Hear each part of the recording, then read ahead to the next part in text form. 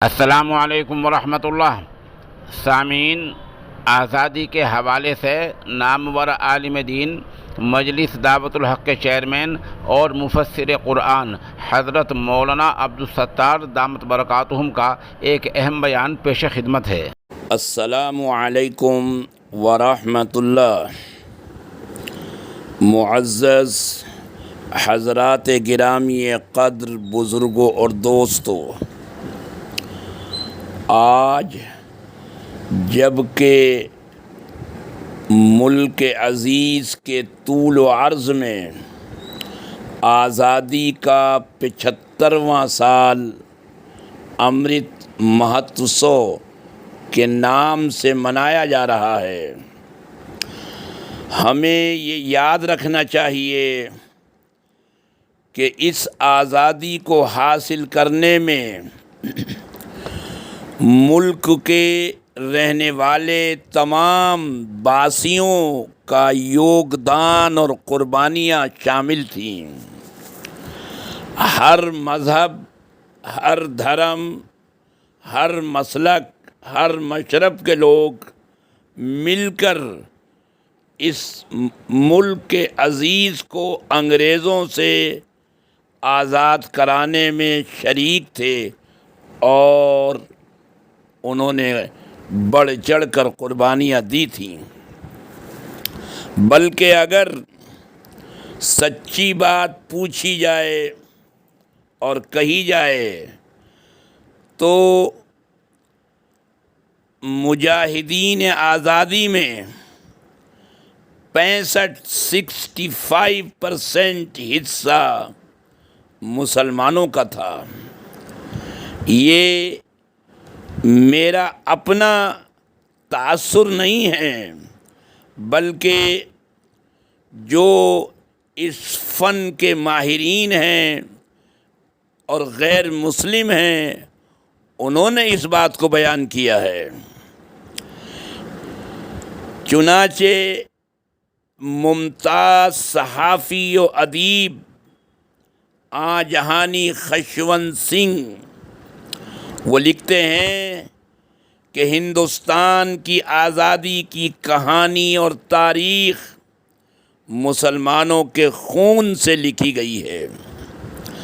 آبادی کے لحاظ سے کم تناسب کے باوجود جد و جہد آزادی میں مسلمانوں کی ایک کثیر تعداد نے نہ صرف بڑھ چڑھ کر حصہ لیا بلکہ اپنے وطن عزیز کی آزادی کو یقینی بنانے کے لیے اپنی جانوں کے نذرانے بھی پیش کیے ہیں۔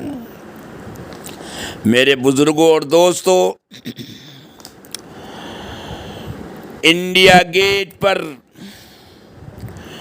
جن مجاہدین آزادی کے نام کندہ ہیں ان کی تعداد 95,300 ہے۔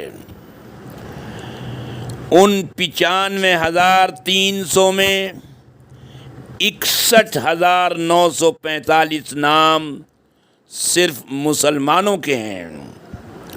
اسی سے آپ اندازہ لگائیں کہ اس ملک کے عزیز کو انگریزوں سے آزادی دلانے میں مسلمانوں کا کتنا بڑا یوگدان اور ان کی قربانیاں شامل ہیں۔ وہ 24 ستمبر 1599 کا دن تھا جب لندن کے تاجروں نے آپس میں مل کر یہ تہیہ کیا کہ مشرقی ممالک سے تجارت شروع کرنی چاہیے۔ چنانچہ اس غرض سے باقاعدہ ایک کمپنی ایسٹ انڈیا کمپنی کے نام سے وجود میں آئی، قائم ہوئی اور لندن کے 200 سے زیادہ تاجر اور امراء جس میں شریک تھے۔ اس کمپنی کو 21 دسمبر سن 1600 میں ملکہ الزبتھ نے اپنے شاہی فرمان کے ذریعے اس بات کی اجازت دی کہ وہ بلا شرکت غیر مشرقی ممالک میں تجارت کرے، اس کو تمام حقوق دیے۔ یہاں مسلم حکمرانوں نے، وہ چاہے جہانگیر ہوں، شاہ جہاں ہوں، اورنگزیب علیہ الرحمہ ہوں، ان مسلم بادشاہوں نے اپنی دریا دلی اور تعصب سے پاک حکومت و سیاست کے پیش نظر اس کمپنی کو، جس کا ورود سب سے پہلے گجرات سورت میں ہوا، اس کے ساتھ اتنی رعایات و مراعات دیں، دریا دلی کا ثبوت پیش کیا، بغیر سوچے سمجھے ان کے ساتھ محبت کا معاملہ کیا، اور ان کی چالاکیوں اور عیاریوں سے بے خبر رہے۔ یہ کمپنی اپنی ریشہ دوانیوں میں لگی رہی، لیکن اورنگزیب علیہ الرحمہ کی حکومت تک،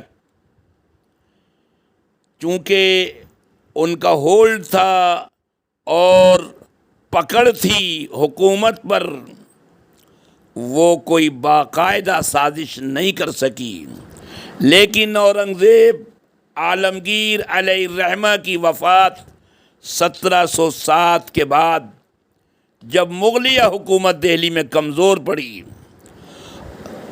تو انہوں نے، اس کمپنی نے اپنے بالوں پر نکالنے شروع کیے، اور لڑاؤ اور حکومت کرو کی پالیسی اپنائی۔ مختلف راجے رجواڑوں کو، مقامی لوگوں کو اپنے ساتھ ملایا، عیاری اور مکاری سے یہ کمپنی سورت سے بنگال شفٹ ہوئی، اور اپنی ریشہ دوانیوں میں یہ مشغول رہی۔ چنانچہ اس ایسٹ انڈیا کمپنی کی ان چال بازیوں کو سب سے پہلے جس شخص نے سمجھا، محسوس کیا، وہ یہاں کے نواب سراج الدولہ تھے، بنگال کے نواب سراج الدولہ۔ ان کی منظم فوجیں، انہوں نے محسوس کیا کہ ایسٹ انڈیا کمپنی یہ صرف ایک تجارتی کمپنی نہیں ہے، بلکہ یہ یہاں اپنی حکومت کرنے کا خواب دیکھ رہی ہے۔ چنانچہ نواب سراج الدولہ کی باقاعدہ اور منظم فوجیں پلاسی میں 1757 میں ایسٹ انڈیا کمپنی کی جو فوجیں تھیں ان کے ساتھ آمنا سامنا ہوا، لیکن چند اپنے ہی غدار لوگوں کی وجہ سے، میر جعفر جیسے غدار انسان کی وجہ سے، نواب سراج الدولہ کی فوجیں شکست کھا گئیں، اور ایسٹ انڈیا کمپنی کا تسلط بنگال میں ہو گیا۔ یہاں تسلط پانے کے بعد ان کی نظریں دکن کی طرف ہوئیں۔ اگر یہ کہا جائے تو بالکل صحیح ہوگا کہ انگریزوں کو نکالنے میں جو سب سے پہلا مجاہد ہے وہ بنگال کا نواب سراج الدولہ علیہ الرحمہ ہے۔ بہرحال وہاں بھی اس کا وہی رویہ رہا، وہی روش، لڑاؤ اور حکومت کرو، لوگوں کو خریدو، ان کو لالچ دو۔ چنانچہ حیدر علی کے صاحبزادے سلطان ٹیپو سے مقابلہ ہوا، اور وہاں بھی ایک غدار میر صادق کے نام سے انگریزوں نے حاصل کر لیا، اور سلطان ٹیپو کو، جو کہ 1799 میں 3 مئی 1799 میں سلطان ٹیپو نے جام شہادت نوش کیا۔ سلطان ٹیپو کی شہادت کے بعد جنرل ہارس نے ان کے لاشے پر کھڑے ہو کر یہ کہا تھا کہ آج سے ہندوستان ہمارا ہے۔ ان حالات میں عزیزوں اور دوستوں، جب یہ حالات بنے اور پھر ان کی نگاہ دہلی کے قبضے پر ہوئی اور یہاں کے بہادر شاہ ظفر کو صرف قلعے تک محدود کر دیا، ان حالات میں شاہ عبد العزیز علیہ الرحمہ نے ایک فتویٰ جاری کیا جو تحریک جد و جہد آزادی کا نقطۂ آغاز ہے۔ شاہ عبد العزیز جو شاہ ولی اللہ دہلوی رحمہ اللہ کے فرزند ارجمند ہیں، انہوں نے یہ فتویٰ جاری کیا کہ ہندوستان دار الحرب ہے۔ اس فتوے کے آنے کے بعد یہاں مجاہدین انگریزوں کو نکالنے کے سلسلے میں جوش و خروش سے اقدامات کیے۔ حاجی امداد اللہ مہاجر مکی ہوں، مولانا قاسم نانوتوی ہوں، مولانا رشید احمد گنگوئی، حافظ ضامن وغیرہ 1857 میں بہادر شاہ ظفر کو 19 ستمبر 1857 میں بہادر شاہ ظفر کو گرفتار کر لیا گیا، اور ہر طرف ظلم و ستم، قتل و غارت گری کا بازار عام ہو گیا۔ اس وقت یہ حضرات اپنے اپنے طور پر انگریزوں کو یہاں سے نکالنے کی تگ و دو میں شامل تھے۔ شیخ الہند مولانا محمود حسن دیوبندی علیہ الرحمہ نے ریشمی رومال کی تحریک شروع کی، وہ بھی چند اپنے غداروں کی وجہ سے وہ تحریک ناکام ہوئی۔ غرض یہ کہ شیخ الہند کو مالٹا بھیج دیا گیا جیل میں، وہاں سے واپس آئے۔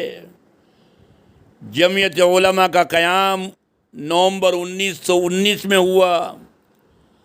اس وقت تک پورے ملک میں اگر انگریزوں کو نکالنے کی تحریک تھی، جد و جہد تھی، تو اس میں صرف اور صرف مسلمان تھے۔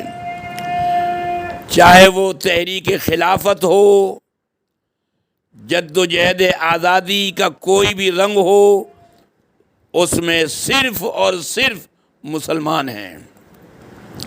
بعد میں برادران وطن کو شامل کیا گیا کہ سب مل کر انگریزوں کو نکالیں۔ مہاتما گاندھی کو شریک کیا گیا۔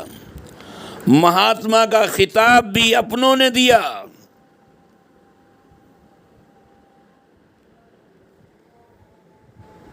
میرے عزیزوں اور دوستوں، ہندوستان چھوڑو، انگریزوں ہندوستان چھوڑو، یہ کانگریس نے ریزولیشن پاس کیا ہے 14 جولائی 1942 میں، لیکن اس سے بہت پہلے جمعیت علماء ہند نے بہت پہلے اپنی قرارداد میں یہ پاس کیا تھا کہ ملک سے انگریزوں کو نکالا جائے، انگریز ملک کو چھوڑیں۔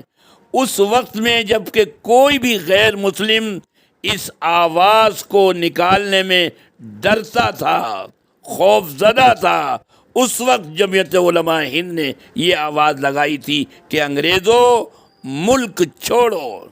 بہرحال ہنٹر کا بیان ہے اور دوسرے ڈاکٹر ہنٹر نے لکھا ہے کہ حقیقت یہ ہے کہ جب یہ ملک ہمارے قبضے میں آیا تو مسلمان ہی سب سے اعلیٰ قوم تھی۔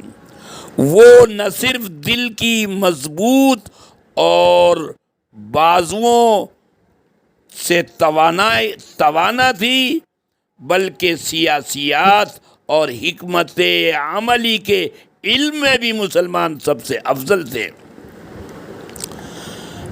عزیزو اور دوستو، وقت زیادہ اجازت نہیں دیتا، اپنی بات کو میں ختم کر رہا ہوں کہ اس ملک کی آزادی میں سب سے بڑا حصہ، سب سے بڑی قربانیاں مسلمانوں کی ہیں۔ مسلمانوں نے اس وقت حصہ لیا ہے اور اپنی جان کا نذرانہ پیش کیا ہے جبکہ کوئی دوسرا سامنے نہیں تھا۔ بعد میں بے شک وہ بھی شامل ہوئے ہیں، ہمارے برادران وطن، چاہے وہ ہندو ہوں، سکھ ہوں، عیسائی ہوں، بعد میں ان لوگوں نے بھی حصہ لیا اور بھرپور حصہ لیا، سب نے مل کر حصہ لیا، لیکن سر فہرست مسلمان ہیں۔ لیکن آج حال یہ ہو گیا، کہنا پڑ رہا ہے کہ جب بھی گلشن کو خوں کی ضرورت پڑی، جب بھی گلشن کو خوں کی ضرورت پڑی، سب سے پہلے ہی گردن ہماری کٹی۔ پھر بھی کہتے ہیں مجھ سے یہ اہل چمن، یہ چمن ہے ہمارا، تمہارا نہیں۔ آخر دعوانا ان الحمد للہ رب العالمین۔